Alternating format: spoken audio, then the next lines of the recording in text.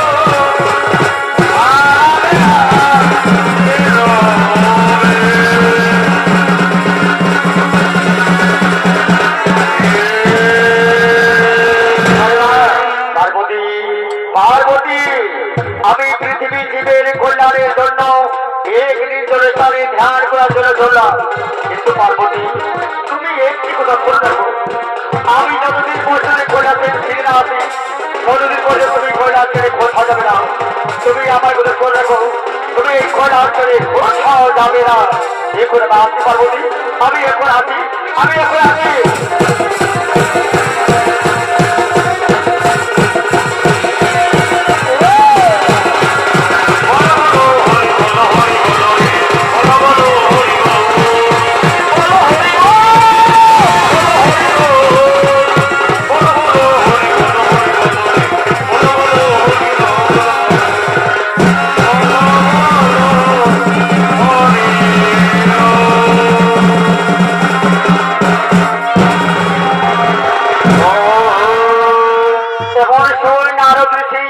নারায়ণের গান করতে করতে সেই কৈলাস শিখরের দিকে করেছে নাগমা। কৃষ্ণ কৃষ্ণ গোবিন্দ গোবিন্দ জয় রাধে জয় রাধে গোবিন্দ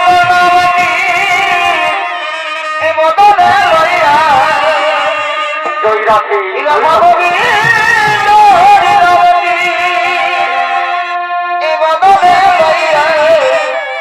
আনন্দে চলে ভজরে রাধে রাধা কৃষ্ণ কৃষ্ণ গোবিন্দ গোবিন্দ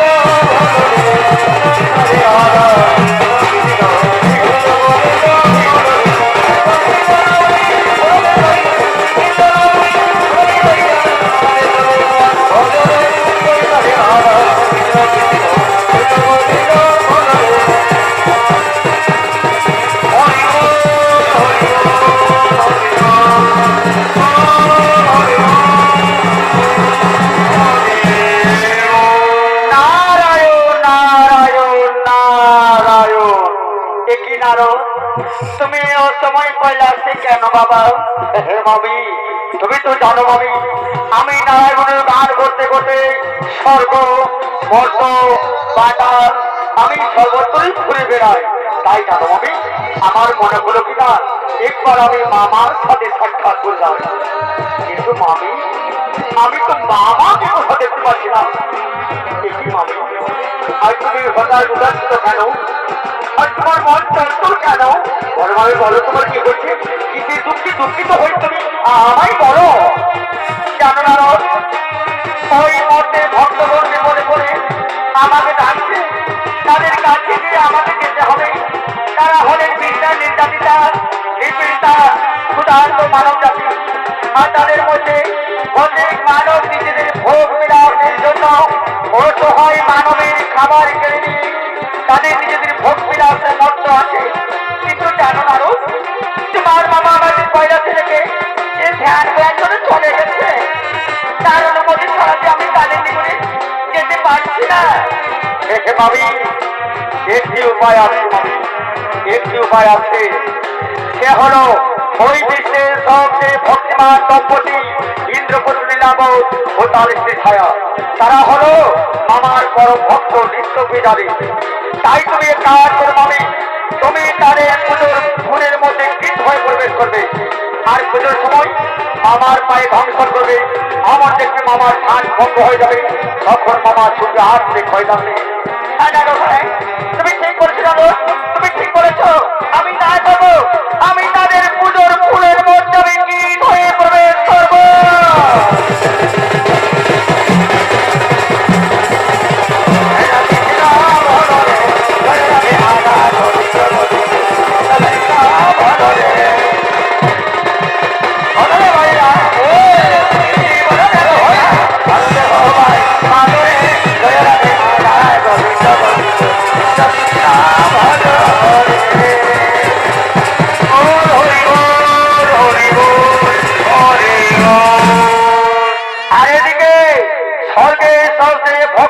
দম্পতি ইন্দ্রপুত্র নীলাম্বর ও তার স্ত্রী ছায়া, তারা প্রতিদিনের মতো আজও মহাদেবের পুজো করার জন্য শিবলিঙ্গের দিকে করেছেন আগমন। ও নমঃ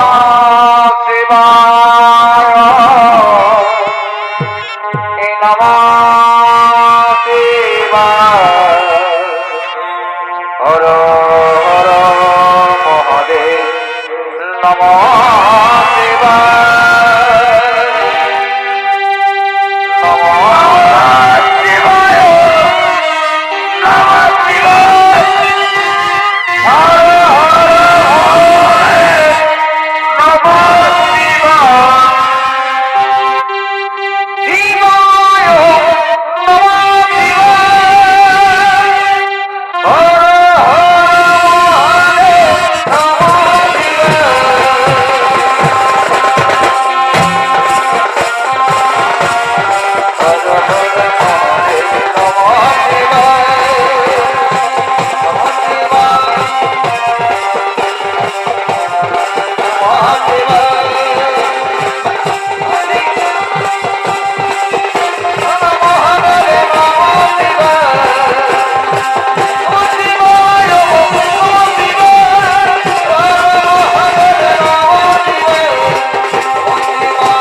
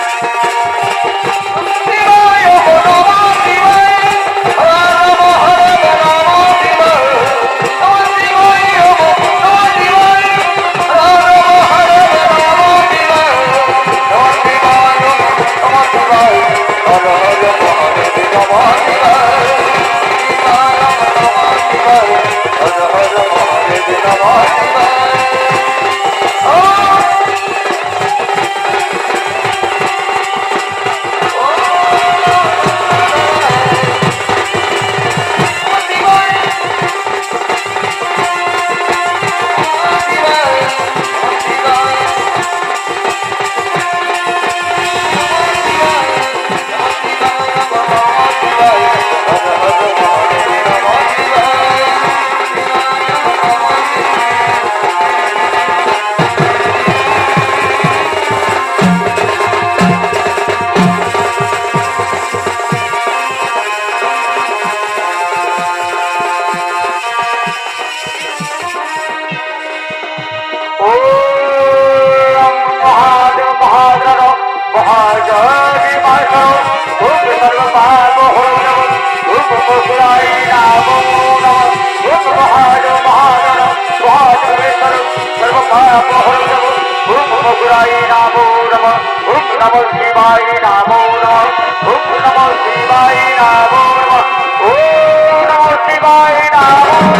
হর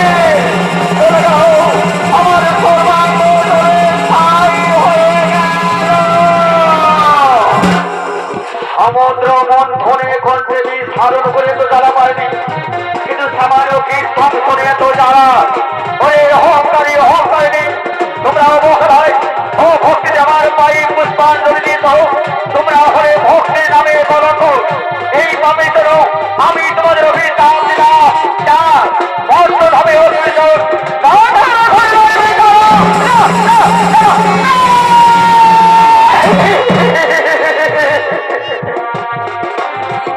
বাবা ভোলানাথ, আপনি আমাদের দয়া করে ক্ষমা করে দিন ভগবান, আপনি দয়া করে ক্ষমা করে। আমরা জানি না দয়াময়ী কিভাবে ফুলের মধ্যে কীট প্রবেশ করেছে, আমরা কিছু জানি না, আপনি দয়া করে ক্ষমা করে। মিথ্যে কথা, আমাদের সকল মিথ্যে কথা চোখের জলে যদি ভাসি দিলেও আমার এই মুখের বাড়ি মিথ্যা হবে না। যেমন গাছের ফল পড়ে গেলে আর গাছে জোড়া লাগে না, সেই মুখ আমার মুখের ভয় শৈশব প্রকাশিত হলে আর সেটা যায় না। এই অভিশাপ তোমাদের ভোট করতে হবে, তোমাদের ভোট করতে হবে, তোমাদের ভোট করতে হবে।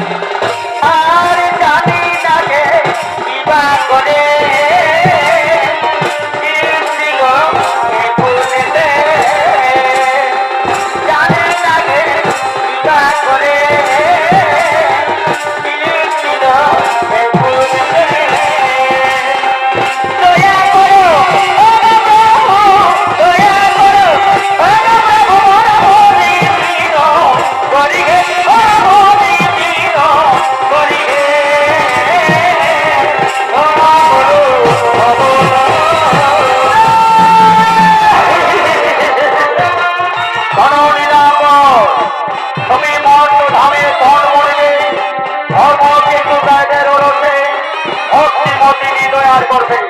আর ছায়া তুমি সন্ধ্যই কিন্তু বেড়ে ঘরে রইলে যাও, তোমরা হবে বিশ্বের আদর্শ দম্পতি।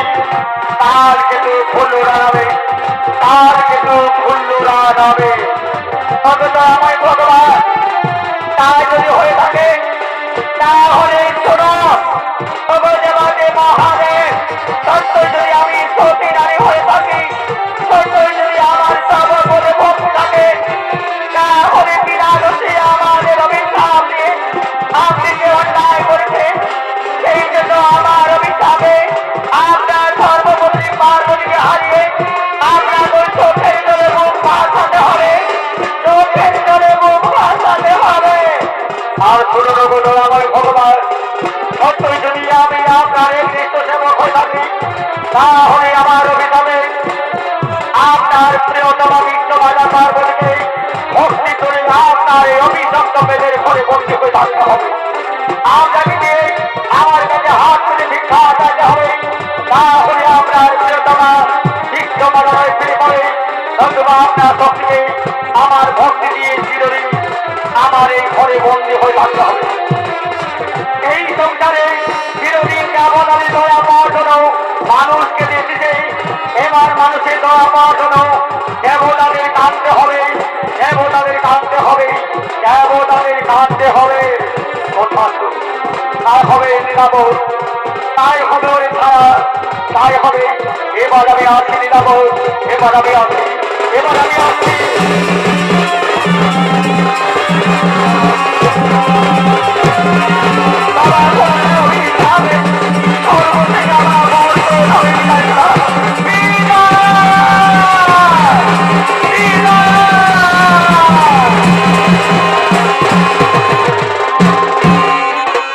আর এদিকে এদিকে মর্তভাবে কলিঙ্গ রাজ্যের রাজা বিক্রম সিং তিনি মা চণ্ডী পুজো করার জন্য চণ্ডী মন্দির দিকে করছে না।